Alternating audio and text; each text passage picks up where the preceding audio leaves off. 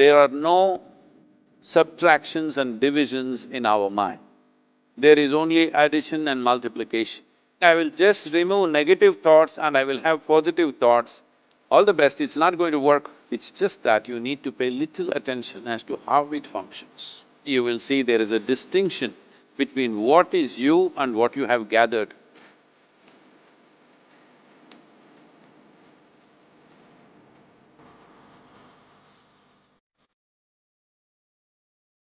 Well, see the way the question is asked and also the way normally it's addressed is, people think there is something called as negative thought and positive thought.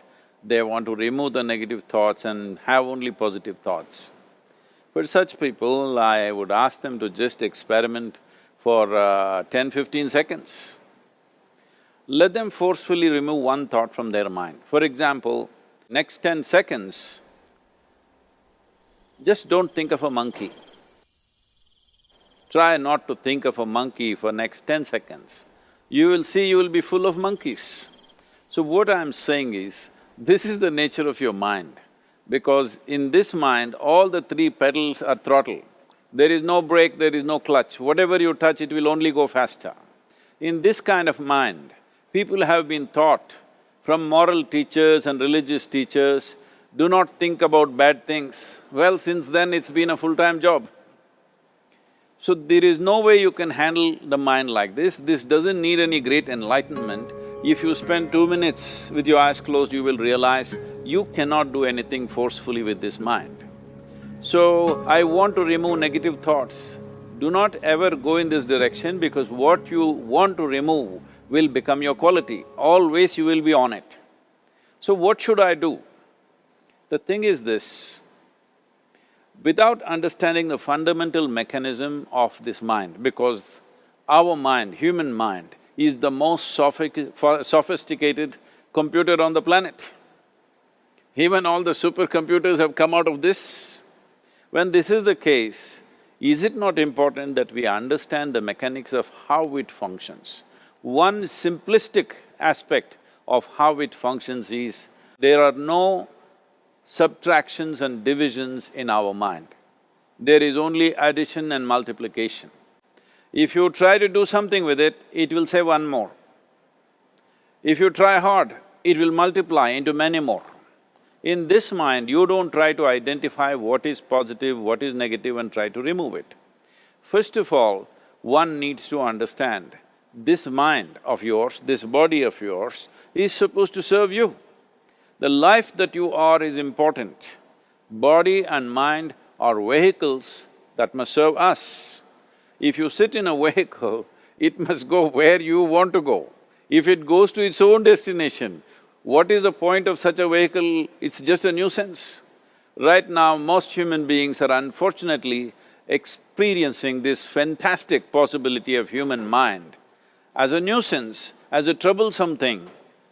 Well, this is the most beautiful thing you have. It's just that you need to pay little attention as to how it functions. One simple thing is this. First and foremost process is, that's why we put out this process called Isha Kriya. This is to distance yourself from your physiological and psychological process. There is something called as you which exists. This is not a composite of all your thoughts and emotions and physiological processes. Beyond that, there is you. If you close your eyes, even if you cannot see anything, you're still there.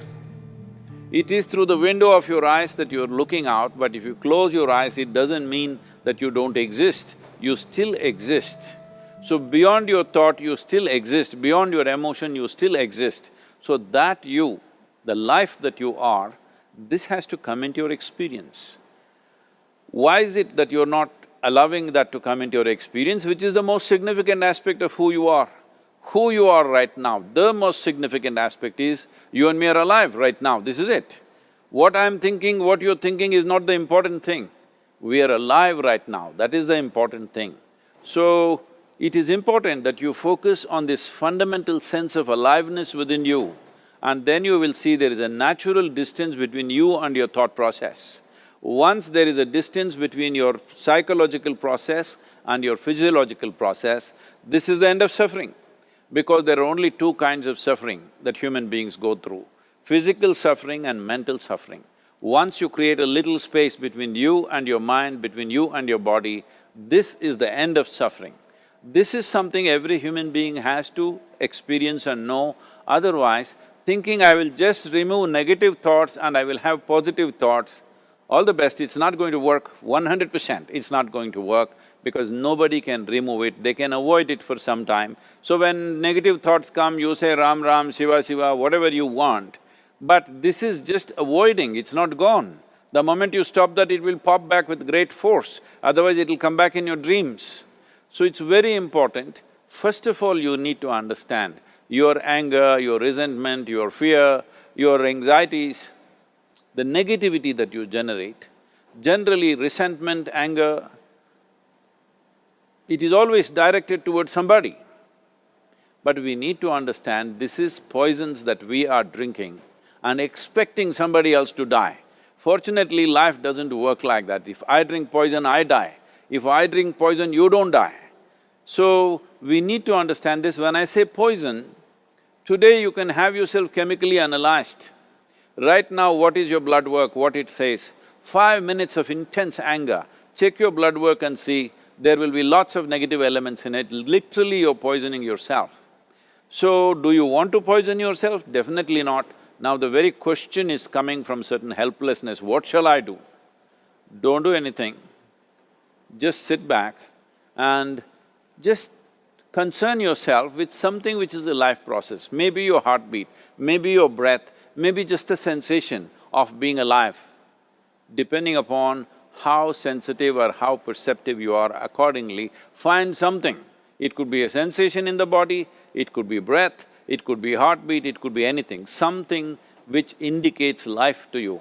Just pay attention to that for some time. Slowly you will see there is a distinction between what is you and what you have gathered, which includes both your physiological and psychological possibility or mess, whatever you made out of it.